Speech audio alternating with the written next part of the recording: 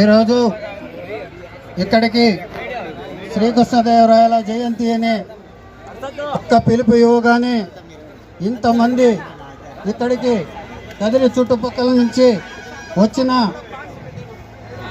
బలిజ సోదరులందరికీ కదిరి బలిజ సంఘం తరపున కృతజ్ఞతలు తెలియజేసుకుంటున్నాం.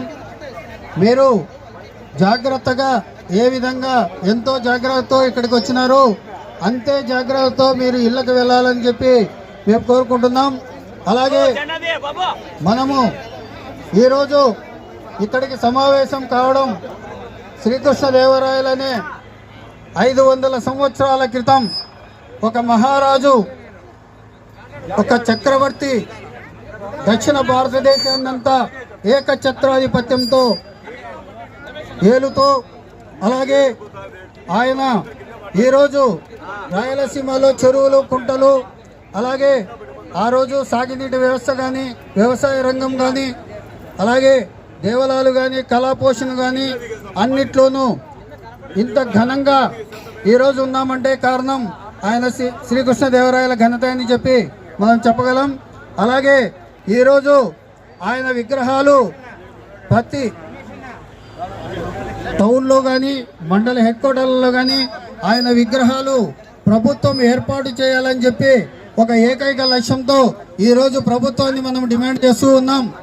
ఆయన జయంతిని కూడా అధికారికంగా నిర్వహించాలని చెప్పి మనం కోరుతూ ఉన్నాం. ఎందుకంటే ఆయన ఇన్ని సంవత్సరాలుగా ఆయన దాదాపు 500 సంవత్సరాల క్రితం రాజ్యం వెళ్ళినా కూడా ఆయన పేరు ఇంతవరకు మాసిపోలేదు అంటే కారణం ఆయన తీసుకున్న ఆనాటి సంస్కరణలు అని చెప్పి తెలియజేసుకుంటున్నాం. కాబట్టి మనం ప్రభుత్వాన్ని ఒక్కటే డిమాండ్ చేస్తున్నాం, శ్రీకృష్ణదేవరాయల జయంతిని ఈరోజు పట్నంలో మన స్టూడెంట్ ప్రవీణ్ అనే విద్యార్థి, నవీన్ కుమార్ అనే విద్యార్థి ఈరోజు తన స్వహస్తాలతో ఈరోజు చిత్రపటాన్ని వేయడం జరిగింది. కాబట్టి మన కుల సంఘం తరఫున అందరూ ఆయనకు, ఆ పిల్లవాడికి అభినందనలు తెలియజేయాలని చెప్పి కోరుకుంటున్నాం. చెప్పట్లతో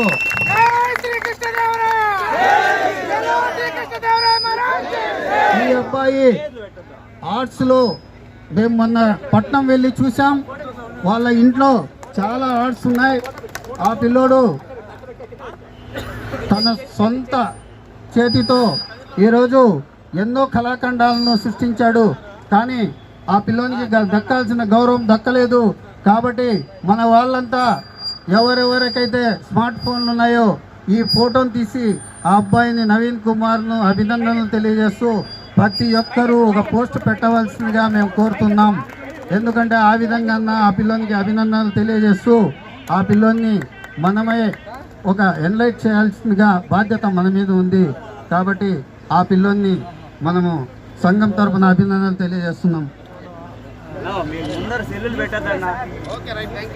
అలాగే ఆ అబ్బాయిని ఒకరోజు పిలిచి సన్మానం కూడా చేస్తామని చెప్పి తెలియజేసుకుంటున్నాం.